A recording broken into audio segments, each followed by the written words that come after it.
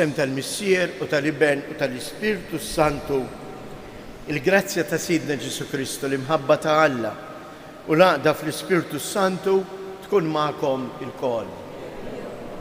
Qegħdin noffru dan is-sagrifiċċju tal-Qudiesa għal Ruħ Pawlu u Ġużi Muscat.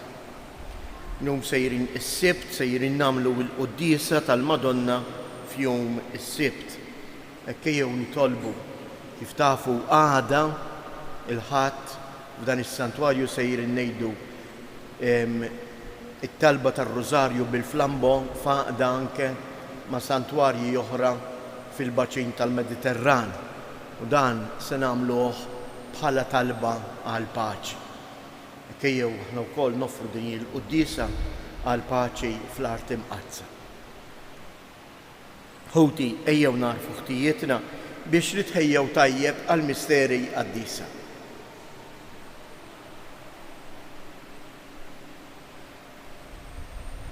Mulej ħniena, Kristu ħniena, mulej ħniena, iħenna lina Alla li jista' kollox jaħfrilna dnubietna u jwassalna għal ħajja ta' dejjem.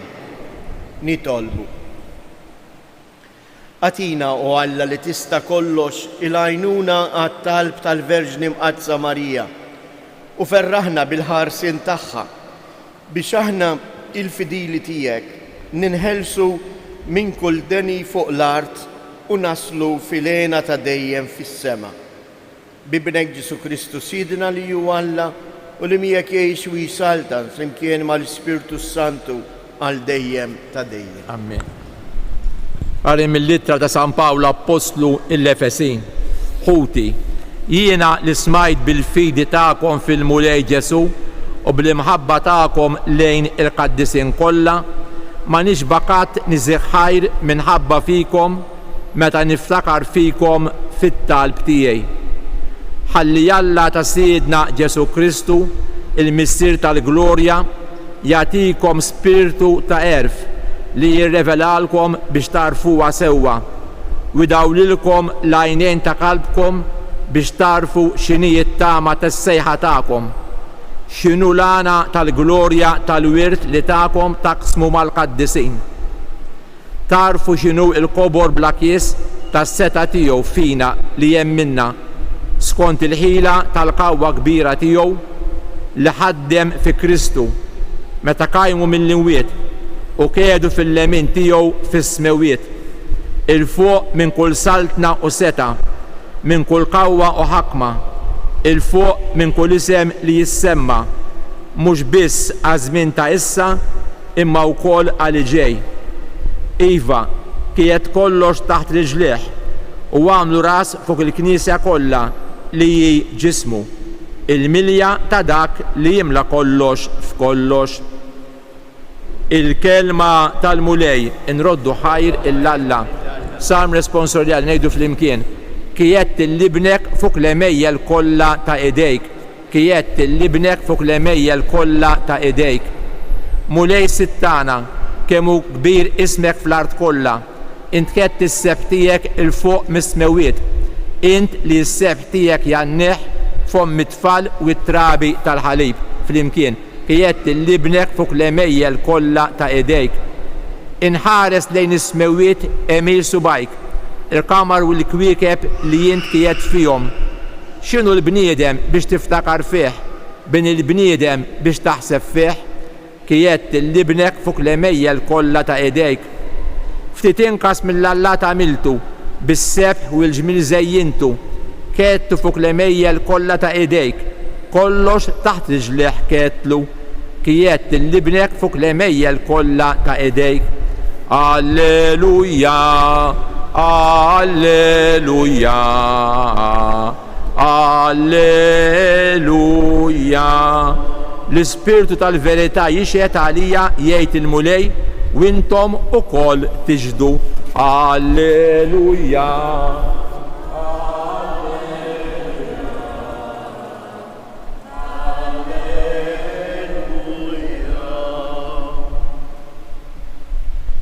Il-mulej ma'kom.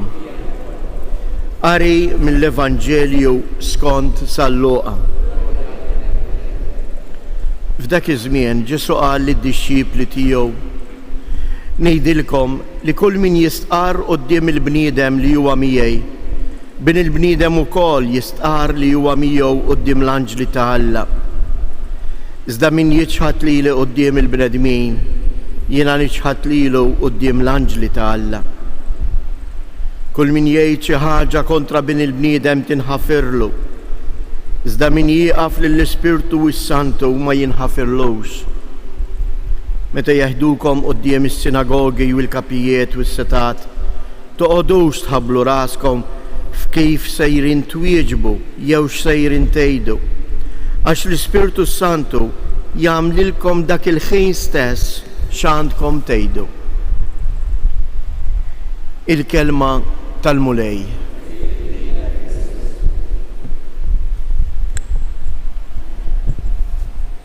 Ek fil-qalba ta' dan il-Vanġelu hawn sentenza li forsi tista' tfixkilna jew ma nifhmuhiex.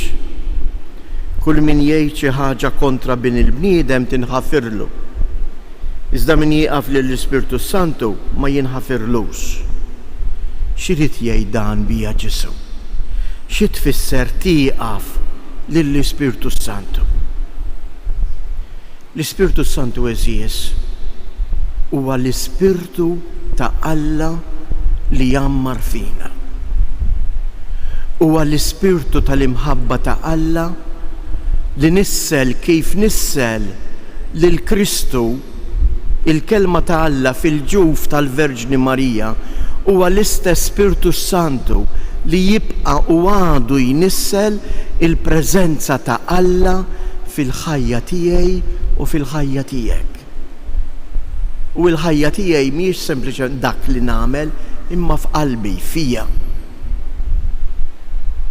Għalhekk San Pawl jgħidilna u jfakkarna aħna tempju tal-Ispirtu Santu li jammar fina. Kull dnub li nagħmel jista' jiġi maħfur għax il-ħnina ta' Alla hija kbira. Imma li tieqa fil-Ispirtu Santu xi fisser? Li tieqa fil-Ispirtu Santu inti taqta kontinwament tneħħi minn qalbek il-preżenza ta' Alla. U min iwarrab lil Alla diġà huwa kondannat, diġà huwa mitluf fih innifsu. Jekk int warrab mill Alla f'qalbek, kif ħatasal biex titolbu jaħfirlek? Dan hu id-dnub li ma jinħafirx meta l-bniedem frott l-egoizmu tiegħu sfrenat iwarrab jiġħad totalment f'ħajtu lil Alla. Ejjew hekk nitolbu eżies biex aħna nkunu doċli għall-Ispirtu Santu. Ejjew nitolbu għad-don tal-Ispirtu Santu li huwa d-don tal-erf. Kemm hi xi ħaġa sabiħa dak li smajna llum fl-ittra ta' San Pawl lill-Efesini. Huwa jħeġġeġ il din il-komunità u jgħidilhom jiena tlabt għalikom u jgħidilhom għal xiex talab. Biex jagħtikom l-Ispirtu tal-erf li jirrivelalkom lill-Missier biex tarfuh sewwa. Dan għandna bżonn nagħmel. Jiena u jien għandi bżonn l-Ispirtu ta' Alla biex jien naraf il-preżenza ta' Alla f'ħajti. Kemm nitolbu affarijiet. Imma dan id-don qegħdin nitolbu gulu lil Alla. Kif jgħid l-Ispirtu is-Salm, ibgħat l-Ispirtu tiegħek u inti ġeddet il-wiċċ tal-art. Ibgħat mulej l-Ispirtu tiegħek fina biex aħna narfuk u niġġeddu fik.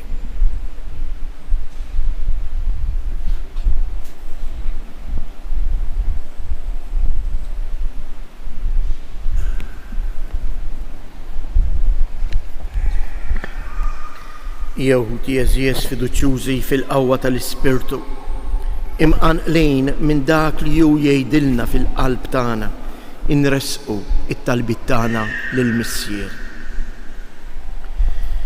Nitolbu biex il-Knisja werrieta tal-fidi u tal-weda ta' Abram tintelaq fiduċja fl-Ispirtu Santu li jmexxija ħalli jagħtiha dejjem il-ħajja. Nitolbu.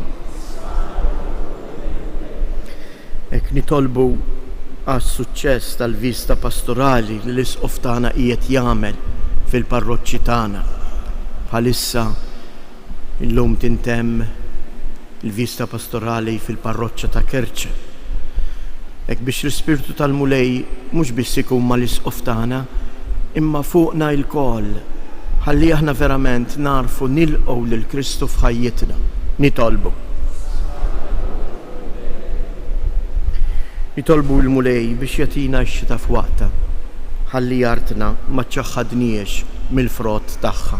Nitolbu.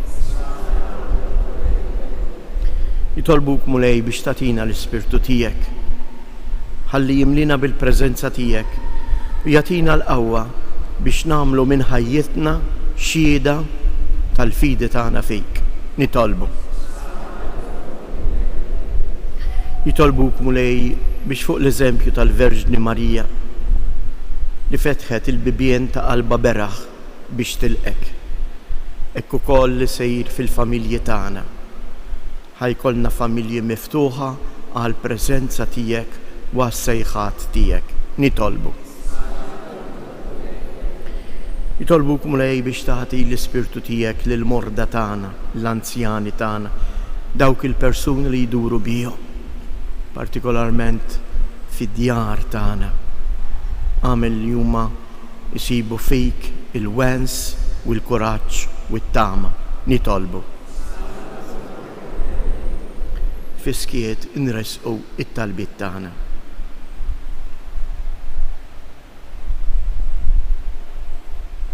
U Alla Missier, ibgħat fuqna l-Ispirtu tiegħek li jqaddes u li jagħti l-ħajja. Int li tgħix wis-saltan għal dejjem ta' dejjem.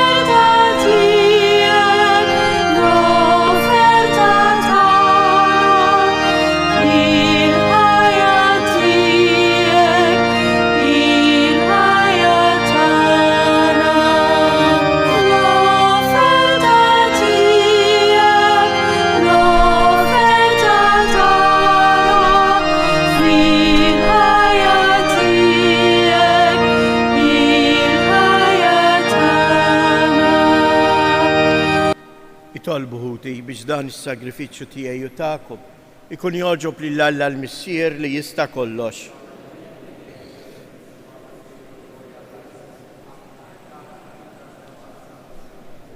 Ilqa' Mulej it-talb u l-offerti li aħna l-fdili tiegħek qegħdin nagħmlulek fit-tifkira tal-Verġni Mqaddsa Marija biex permezz tagħhom noġbuk u naqilgħu il-għajnuna tat-tieba u l-imħabba tiegħek bi Kristu Siedna. Il-Mulej magħkom. Nerfgħu qlubna il fuq. Niżżu ħajr lill-Mulej Alla tagħna.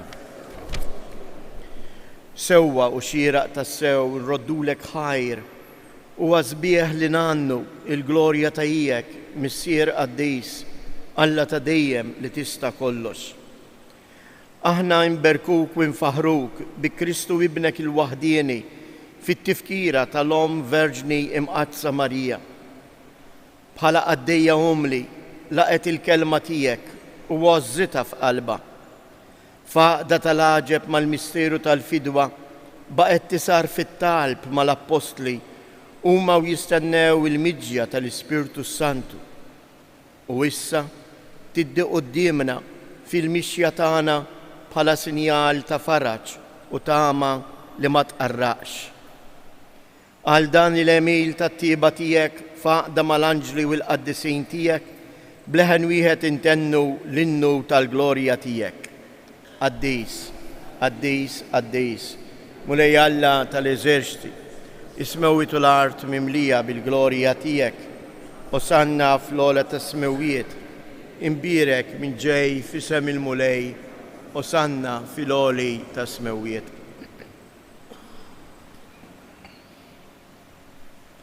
Qaddis ta' sewint mulej inti lajn ta' kull dusija. Qaddis għalek nitolbuk dawn l-offerti bil-barka tal-Ispirtu tiegħek biex isiru għalina il-ġisem u id-dem ta' Siedina Ġesu Kristu, li meta kien sejnata biex mirraj ħibati ħal ħobs, radd il-ħajr, qasam, tal id-disċipli tiegħu u qal, ħudu u kulu il-kol minn dan, għax dan huwa ġismi li jingħata għalikom.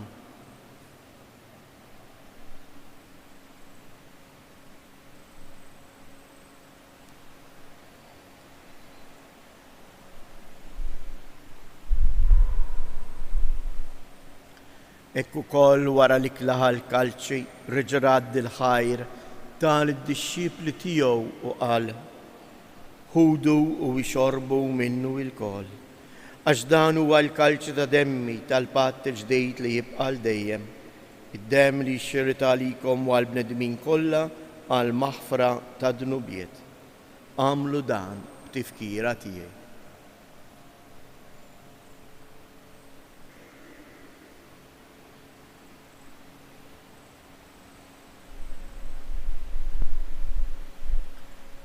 Dan hu il-misteru tal-fidej inħabbru l-mewt tiegħek.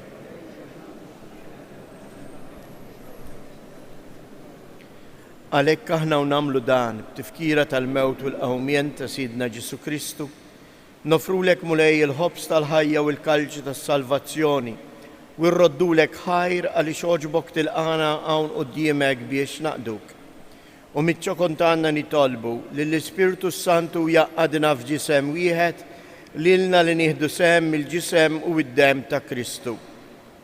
Ftakar mulej fil-Knisja tiegħek imxerda mad-dinja kollha, wettaqa fl-imħabba fl-imkien mal-Papa Franġisku, mal-Isqof tagħna Anton, l-isqfijiet u l-ministri tiegħek kollha.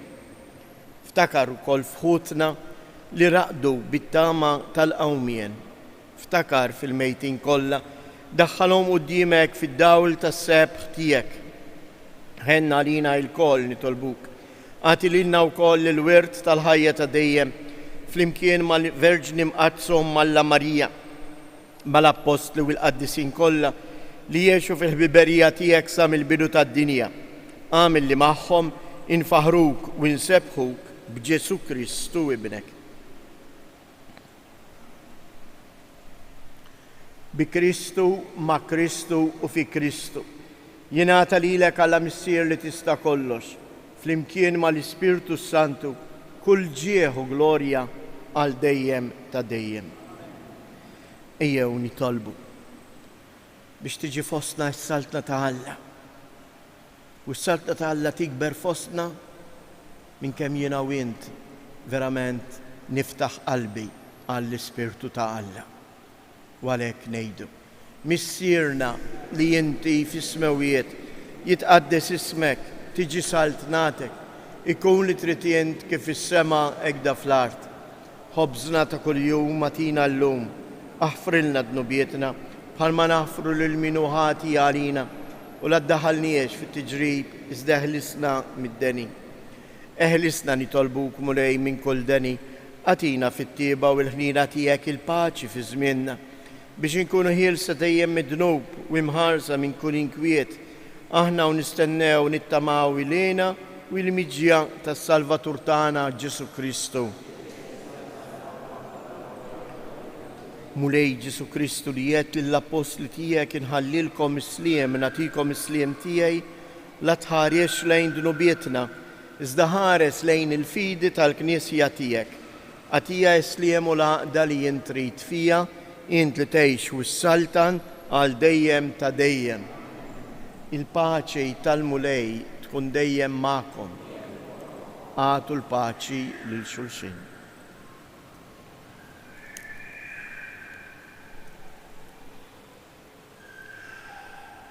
ħaruf ta' Alla li tneħħi d-nubijiet tad-dinja ħenna għalina. ħaruf ta' Alla li tneħħi d-nubijiet tad-dinja ħenna għalina. ħaruf ta' Alla li tneħħi d-nubijiet tad-dinja għatina il-paċi.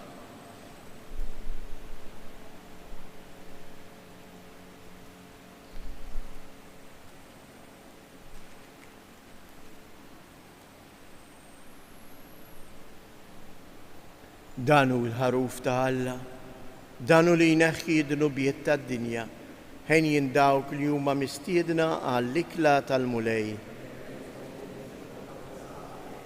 Dej kelma waħda, u ruħi tkun fejn.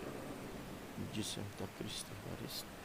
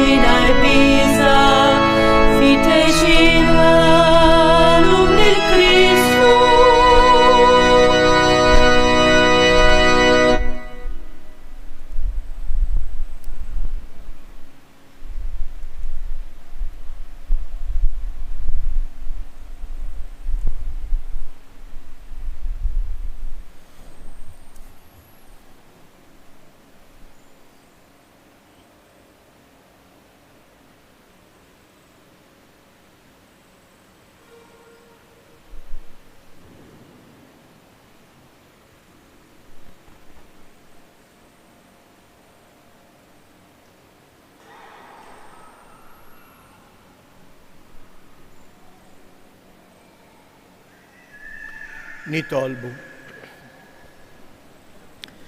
Tqarbinna mulej bis-sagrament tas-salvazzjoni.